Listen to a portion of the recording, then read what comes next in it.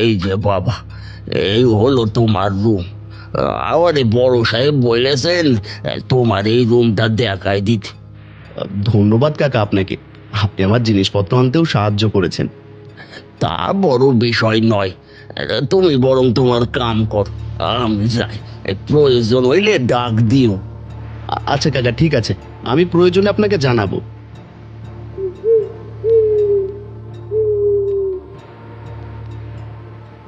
রুমের ভেতর আরিয়ান একা। সে তার ব্যাগ থেকে বই খাতা বের করে টেবিলে সাজাচ্ছে। হঠাৎ তার চোখ যায় ঘরের এক কোণায় থাকা পুরনো একটা বিশাল আয়নার ওপর। আয়নাটি ধুলোয় ঢাকা পড়ে আছে, কিন্তু তার কারুকাজ খুব অদ্ভুত সুন্দর। তা দেখে আরিয়ান সেই দিকে এগিয়ে যায়। ওটা একটু পুরনো হলেও বেশ বড় সড়ো, কিন্তু এই আয়নাটা তো বেশ অদ্ভুত, আবার খুব সুন্দর দেখতে। এটাকে পরিষ্কার করে রাখি। আর তো কোনো আয়না দেখছি না ঘরে, এইটাই কাজে দেবে। সে একটা কাপড় দিয়ে আয়নার ধুলো পরিষ্কার করতে শুরু করে। আয়নাটা পরিষ্কার হতে আরিয়ান নিজের প্রতিবিম্ব দেখে থমকে যায়। তার মনে হয় প্রতিবিম্বটা যেন তার চোখের দিকে একটু বেশি স্থিরভাবে তাকিয়ে আছে। যাক, নিজের চেহারাটা অন্তত পরিষ্কার দেখা যাচ্ছে। এই চেহারাটার যত্নও নেই না, যত্ন নিলে হয়তো আরো ভালোই দেখা যাবে। না, এগুলো পরে দেখা যাবে, আগে ঘরখানা পরিষ্কার করে নি। এই বলে আরিয়ান আয়না থেকে মুখ ফিরিয়ে টেবিলের দিকে যেতেই লক্ষ্য করে আয়নার ভেতর তার প্রতিবিম্বটি সাথে সাথে নড়েনি। আরিয়ান আবার পেছনে তাকাতেই দেখে সবকিছু ঠিকঠাক। ভুল হবে হয়তো না, শরীরটা কি আর ক্লান্ত কম হলো? সেই সকাল থেকে জার্নি করে তবে এখানে এলাম। যাই, দোকান থেকে কিছু এনে খেয়ে শুয়ে পড়ি।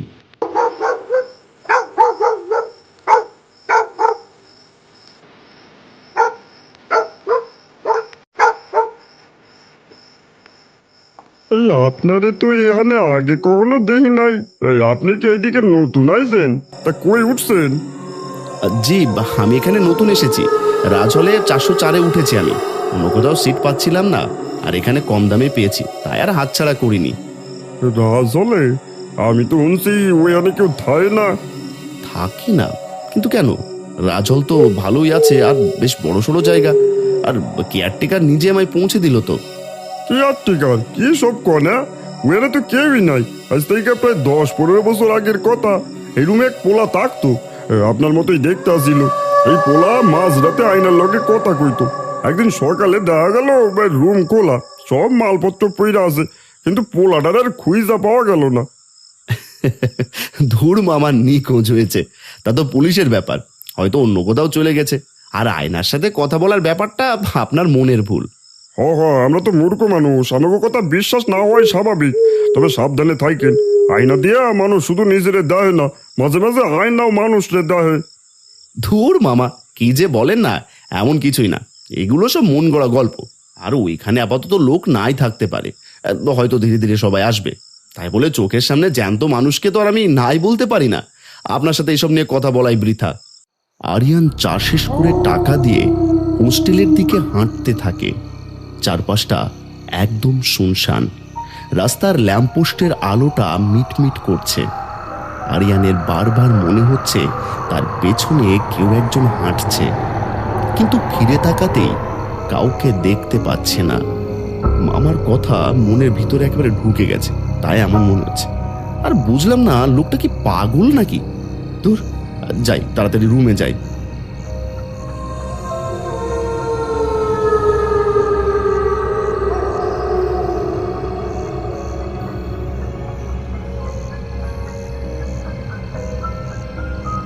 এই পুরনো বাড়িগুলোর সমস্যাই এটা। ইস, কি ভ্যাপসা গন্ধ! এই গন্ধটা না গেলে তো রাতে ঘুমানো দায় হয়ে যাবে। সে জানালার পর্দাটা একটু সরাতে যাবে, এমন সময় চাঁদের আলোয় আয়নাটা এখন আর ধুলোবালি মাখছে না, বরং ওটা থেকে যেন একটা অদ্ভুত রূপালী আভা বেরিয়ে আসছে। আমার কথাগুলো বারবার কানে বাজছে। আয়নাও মাঝে মাঝে মানুষকে দেখে, যত সব আজব কথা, লোকটা আসলেই পাগল। এবার আরিয়ান নিজের আয়নার খুব কাছে গিয়ে দাঁড়ায়। সে নিজের প্রতিবিম্বের চোখের দিকে সরাসরি তাকিয়ে থাকে। হঠাৎ সে লক্ষ্য করে সে নিজের পলক ফেললেও আয়নার ভেতরের আরিয়ান পলক ফেলছে না। এ কি, আমার চোখ কি তবে ভুল দেখলো? হবে হয়তো, আমি হয়তো ঘুমের ঘোরে ভুল দেখছি।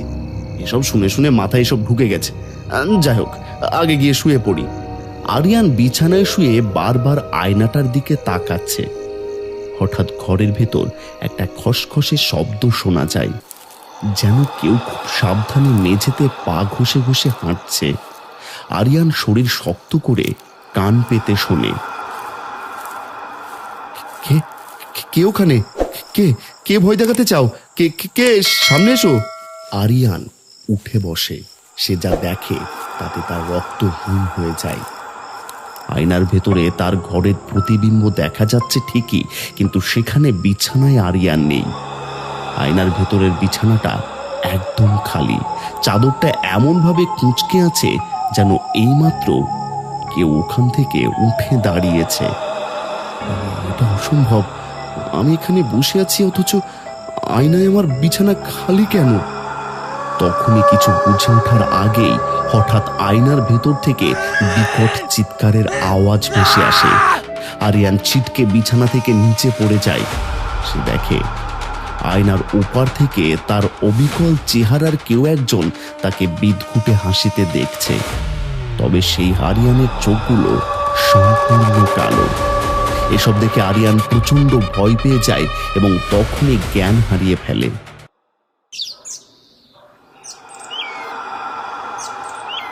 পরদিন সকালে আরিয়ান ঘুম ভেঙে দেখে সে মেঝেতে পড়ে আছে। জানালার ওপারে পাখির কিচিরমিচির শুনে সে উঠে বসে। সে দ্রুত উঠে আয়নার সামনে যায়। আয়নাটা এখন একদম স্বাভাবিক, কিন্তু আয়নার ঠিক নিচে মেঝেতে সে একটা পুরনো ছেঁড়া কাগজ পড়ে থাকতে দেখে।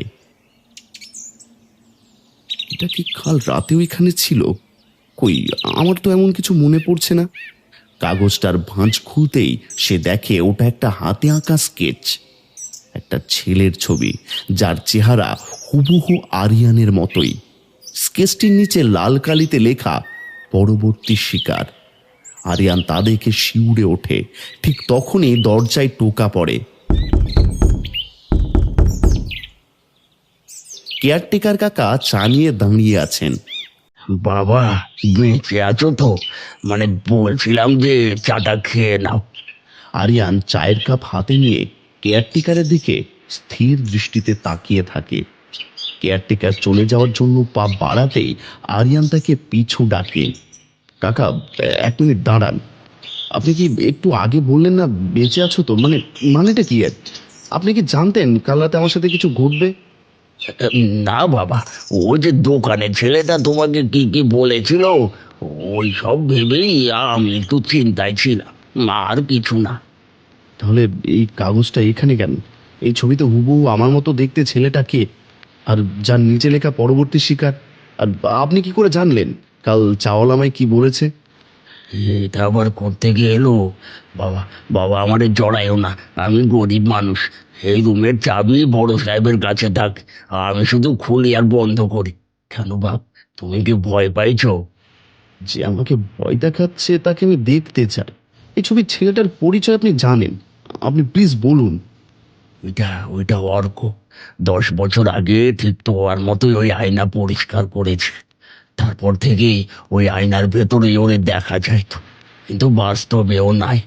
ও আয়না যারে টানে টানে শেষ করে দেয় সারে, এই বলে দিচ্ছি। আরিয়ান কিছু বুঝে ওঠার আগেই কেয়ারটেকার অদ্ভুতভাবে হাসতে হাসতে সেখান থেকে চলে যায়। এবার আরিয়ান সিদ্ধান্ত নেয় যে এই হোস্টেলের পুরনো ইতিহাস ঘাঁটবে। সে শহরের পুরনো লাইব্রেরিতে যায়। সেখানে পুরনো খবরের কাগজ খুঁজতে খুঁজতে সে একটা খবর পায়। সেটাই লেখা, রাজহল হোস্টেলের ছাত্র নিখোঁজ, এখনো রহস্য কাটেনি। এই তো সেই ছেলেটা, অর্ক। কিন্তু খবরের নিচে ছোট করে লেখা, আয়নাটি জমিদার প্রতাপ নারায়ণের বংশের। আরিয়ান বুঝতে পারে এই আয়নার রহস্য আজকালের নয়, এটা অনেক পুরনো। সে ডায়েরিতে কিছু নোট নিতে শুরু করে। হঠাৎ তার আশেপাশে সেই পায়ের শব্দ আবারও সে শুনতে পায়।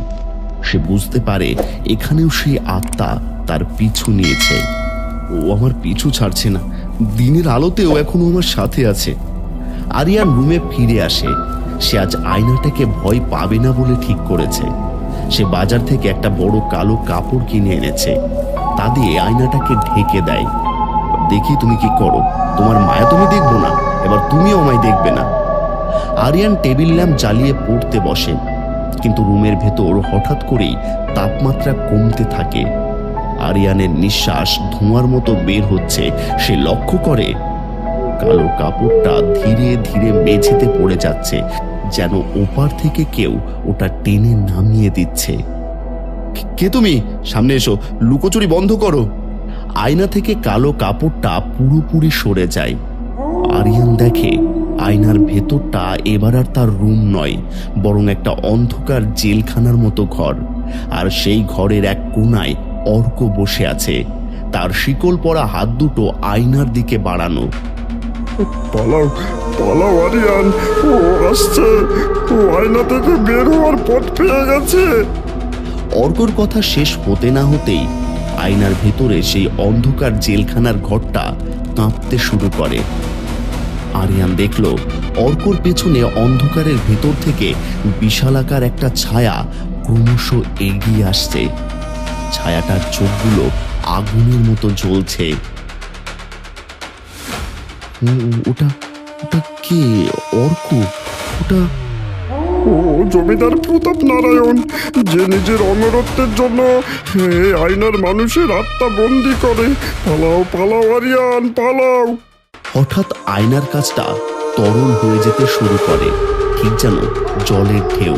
সেই তরল কাঁচ ভেদ করে কালো ছায়াটার একটা লম্বা হাত আরিয়ানের ঘরের ভিতর বেরিয়ে আসে। আরিয়ানের গলা লক্ষ্য করে হাতটা এগোতে থাকে। আরিয়ান কোনো মতে জানলার পাশ দিয়ে দৌড়ে রুম থেকে বেরিয়ে আসে। তার হাড় হিম করা চিৎকারে পুরো হোস্টেলে প্রতিধ্বনিত হতে থাকে। সে সোজা দৌড়ে যায় হোস্টেলের ওপর তলায়, যেখানে বড় সাহেব থাকেন। বড় সাহেব, দরজা খুলুন, আমাকে বাঁচান, কেয়ারটেকার কাকা, কেউ কি আছেন?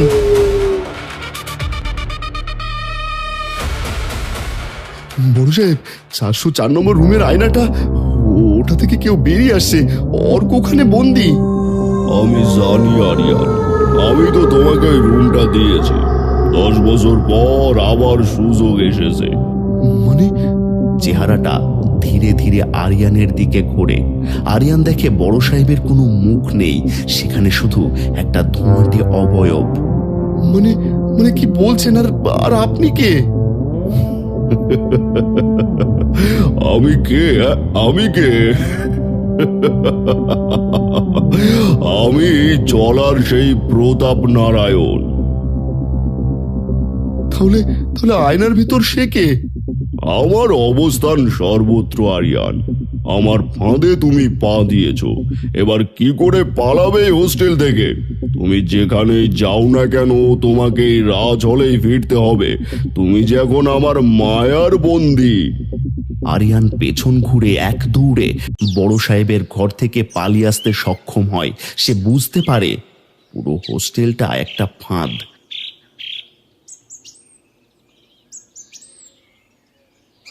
সে আবার সেই লাইব্রেরিতে ফিরে যায়, যেটা সে আগের দিন দেখেছিল। তার মনে পড়ে ডায়েরির শেষ পাতায় একটা ছিঁড়ে যাওয়া অংশ ছিল। প্রতাপ নারায়ণকে থামানোর তো কোনো উপায় নিশ্চয়ই ছিল। অমরত্ব কি এতই সহজ? হঠাৎ সে ডায়েরির মলাটের ভেতর লুকিয়ে রাখা একটা ছোট্ট চিরকুট পায়। সেখানে লেখা, প্রতিবিম্বকে যদি আয়নার ওপারে বন্দি করতে পারো তবেই মায়া কাটবে, কিন্তু তার জন্য তোমাকে নিজের জীবনের ঝুঁকি নিয়ে আয়নার ভেতর ঢুকতে হবে। আমাকে ভেতরে যেতে হবে, অর্ককে মুক্ত করতে হবে, আর এই অভিশাপ শেষ করতে হবে। আরিয়ান এবার নিজেকে শক্ত করে নেয়। সে হাতে একটা পুরনো রূপোর চেন, যা ডায়েরিতে উল্লেখিত ছিল, এবং একটি টর্চ নিয়ে তার রুমে প্রবেশ করে। আয়নাটা এখন আর ঢাকা নেই। আমি এসেছি, তুমি যা চাও তা পাবে না। আমি যা নিতে এসেছি তা নিয়েই ফিরবো। এই বলে আরিয়ান আয়নার তরল কাচের ভেতর নিজের হাত ঢুকিয়ে দেয়। এক ঝটকায় সে বাস্তবের জগৎ থেকে হারিয়ে যায় আয়নার ওপারে। আরিয়ান যখন আয়নার ভেতর প্রবেশ করে সে অনুভব করে চারদিকের বাতাস খুব ভারী এবং ঠান্ডা। জায়গাটা দেখতে হুবহু তার হোস্টেল রুমের মতোই, কিন্তু সবকিছু উল্টো। দেওয়ালের ঘড়িটা উল্টো দিকে ঘুরছে এবং জানলার ওপারে কোনো আকাশ নেই, শুধু জমাট বাঁধা অন্ধকার। অর্ক, অর্ক তুমি কোথায়? আমি তোমাকে নিতে এসেছি। হঠাৎ সে দেখতে পায় মেঝের উপর অসংখ্য ছায়া কিলবিল করছে। দূরে একটা শিকল টানার শব্দ শোনা যায়। আরিয়ান শব্দের উৎস লক্ষ্য করে এগোতে থাকে। এবার আরিয়ান একটা সংকীর্ণ করিডর দিয়ে হাঁটতে হাঁটতে সেই জেলখানার মতো ঘরটিতে পৌঁছায়। সেখানে অর্ক একটি পাথরের পিলারের সাথে শিকল দিয়ে বাঁধা। অর্ক শরীরটা ঝাপসা হয়ে আসছে, যেন সে ধীরে ধীরে মিলিয়ে যাচ্ছে। আরিয়ান, তুমি এখানে কেন এলে? ও তোমাকে ছাড়বে না, ও এখনই আসবে। চলে যাও তুমি। কথা কমল অর্ক, এই চেন দিয়ে তোমায় শিকল সরাতে হবে। ডায়েরিতে লেখা ছিল রূপোর স্পর্শেই মায়া কাটবে। আরিয়ান যখনই শিকলের উপর চেনটা ছোঁয়ায় অমনি পুরো ঘরটা কেঁপে ওঠে এবং এক বিকট অট্টহাসি শোনা যায়। অন্ধকারের ভেতর থেকে সেই বিশালাকার ধোঁয়াটে অবয়বটি বেরিয়ে আসে। তার চোখ থেকে আগুনের ফুলকি বেরোচ্ছে। সে আরিয়ানের দিকে হাত বাড়াতেই ঘরটি বরফের মতো জমাট বাঁধতে শুরু করে। ক্ষুদ্র মানুষ, আমার এই মায়াজাল থেকে আজ পর্যন্ত কেউ বের হতে পারেনি।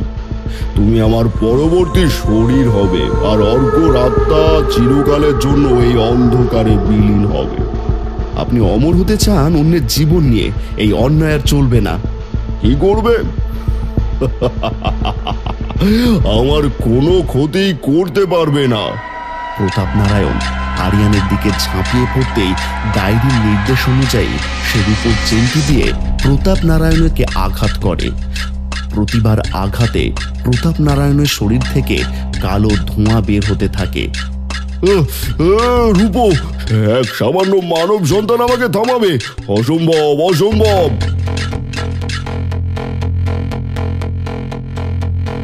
অর্ক, অর্ক উঠে দাঁড়াও, আমাদের এখনই পালাতে হবে। আয়নার ওপারটা বন্ধ হয়ে যাচ্ছে। অর্ক, অর্ক ধরো, ধরো আমার হাত ধরো, আমাদের এখনই তরল আয়নার কাছে পৌঁছতে হবে। জেলখানার ঘরটি বালির প্রাসাদের মতো ভেঙে পড়তে শুরু করে।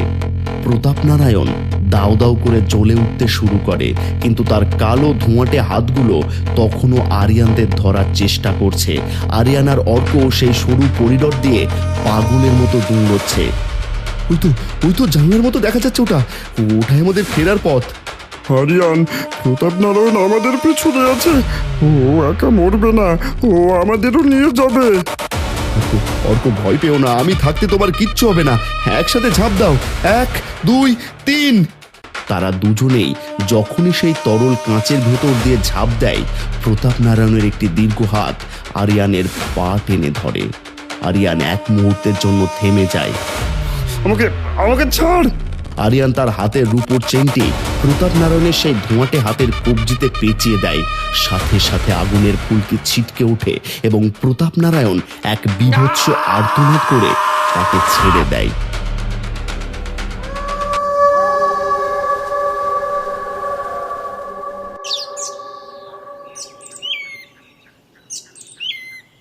সকালের মিষ্টি রোদে আরিয়ানের ঘুম ভাঙে।